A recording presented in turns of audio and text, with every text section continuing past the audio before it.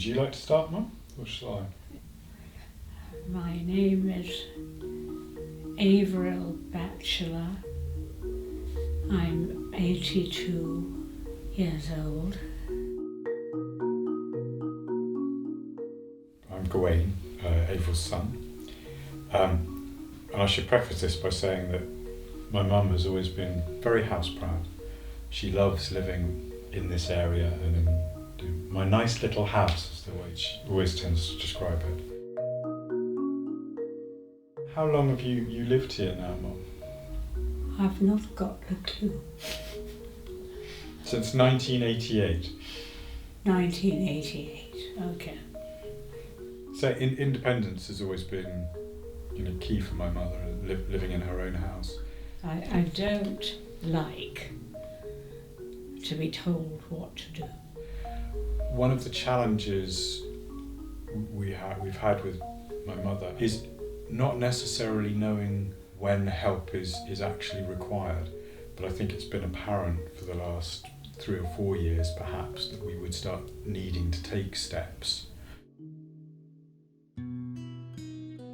One of the first things that I remember we did, my mother began to struggle with keys.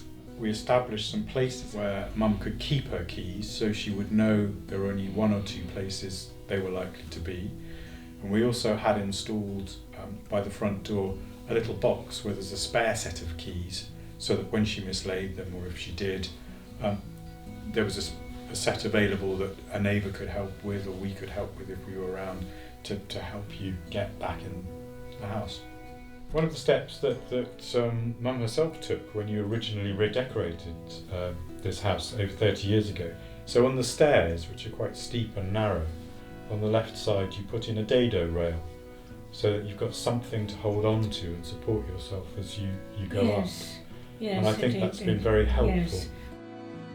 You always keep your diary and you write down in it, or we write down for you, everything that you're doing that's coming up, and we keep that in a place in the kitchen. And then we have a very large, very clear clock on the kitchen wall that tells you exactly what day it is. Yes. And that way you can check and you can go to your diary and see if you're doing anything that day. And you can also sort of remember all the nice things you've done recently. You're often running up and down your little ladder to sort of fix the curtains or get things in the kitchen or clear things up. Not ideal these days, so what we've done is basically put the ladder away to avoid temptation. Oh. So you can use it. Oh, you beast.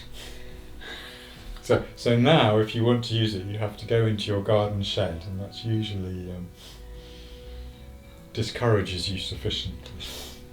You have to try and be as sensitive as possible to the wishes of your parent, my mother, in how you arrange things.